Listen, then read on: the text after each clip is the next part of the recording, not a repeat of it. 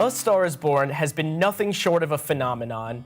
It's grossed over $400 million worldwide, far surpassing its reported $36 million budget. The soundtrack debuted at #1 on the Billboard 200, and the movie was nominated for 8 Academy Awards, including Best Picture. Before breaking our hearts, the movie makes audiences believe in the power of love and music. One way it did that early in the movie was through those huge concert scenes that felt real. Well, it turns out they were pretty much real.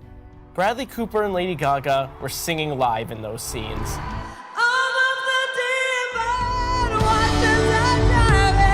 But that's not all that made these scenes great. The film's sound team worked tirelessly during and after filming to make sure each sound would coalesce into the experience millions of us had in theaters. We got a behind-the-scenes look at how they mixed and layered sounds for one of the toughest projects, sound-wise, in recent history. This is the movie's team of sound editors and mixers: Dean Zupanik, Steve Morrow, Tom Ozanich, and Alan Murray. The team was nominated for the Best Sound Mixing Oscar, and the film's most famous song, Shallow, was nominated for Best Song. To give us the best possible idea of how sound impacted A Star is Born, the team offered to break down the climactic scene that features Shallow. If you've seen the movie, you know the scene. I'm off the deep end. After teaching Jack, Bradley Cooper, her song Shallow in a parking lot, Allie, that's Lady Gaga, stands backstage at Jack's concert as he begins singing her song. He invites her to join him on stage, and as the title of the movie suggests, she's immediately launched into superstardom. Tell me something, boy. The whole sequence of events, starting with Allie's decision to quit her waitress job and head to the show, to the end of Shallow, lasts about 9 minutes and 30 seconds. There are 5 essential sound elements in this sequence. The process of layering helps squeeze in every little sound. If you listen to each layer of sound isolated, it's a little disorienting.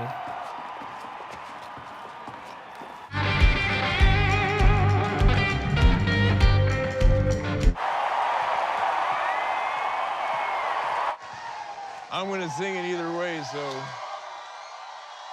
Are you happy in this modern world?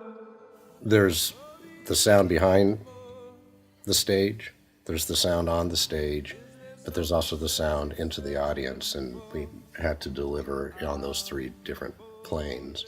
So, let's take them one by one. Without music playing, you'll hear some effects that are typically invisible, but become much more pronounced, like the sound of a car door opening and the sound of footsteps. These are known as Foley sounds. They're based on an actor's interactions and movements. The sounds of footsteps are usually made by a Foley artist stomping around on a soundstage. He's so excited that you're here. Hi, Allie, I'm Gail. Hi. Hi. Oh, you guys can leave your bags. We'll grab them in a sec. Oh, ready? Okay, sure. The most important job, again, is to get the dialogue clear enough so that the audience understands every word the actor's saying, because you've got to follow the story to get involved with it. All you gotta do is trust me. That's all you gotta do.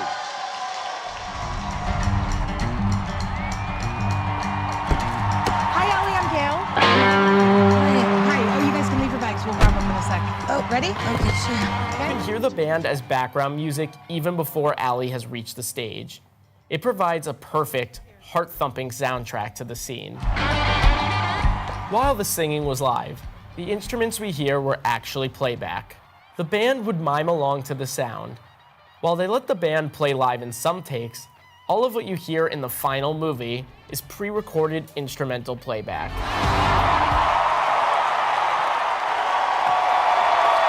The sounds that the concert crowd make are a mix of pre-recorded digital sounds and sounds actually captured on set.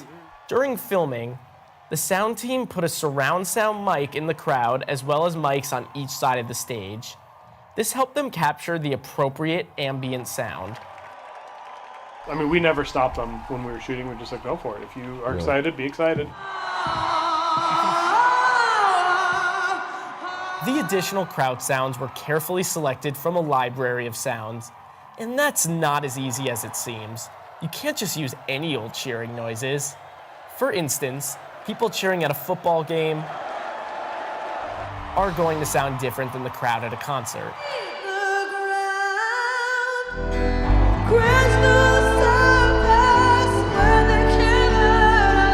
Most musicals are playback and lip sync, and those all have their challenges. This one, on the production side, was more challenging in the sense that it was all done live, and you couldn't miss any take. Every take that they gave, they put their heart and soul in every single moment. To get the crowds really going and allow viewers in movie theaters to feel like they were part of that crowd, they of course had to make sure the vocals sounded perfect. They created custom reverb, an effect that adds depth and echo to sound. We mapped the space to give the audience the feeling that all the vocals were pumped live through the venue, and you would hear it as you would hear it in the venue. And it ensures that any sounds recorded in the studio sound exactly like they were recorded on set. It's a big reason why it feels like you're actually at this show. In the end, they stitched every little sound together for an experience that constantly shifts between multiple dizzying perspectives. The screaming, the guitar riffs, the singing, the Foley footsteps make for an overwhelming, and that was the whole point. A Star is Born broke a lot of rules that other movies with musical performances follow, and that's part of the reason it connected with audiences. He gave us the freedom to be creative and vulnerable as well, you know, because the mixing stage, just like being on set, there might not be as much of a focus of people on us, but you're on a stage and you're scrutinized. And if you're not given the freedom to express yourself creatively and to be vulnerable, then you kind of hold back and play it safe sometimes. We were given the opportunity not to be safe.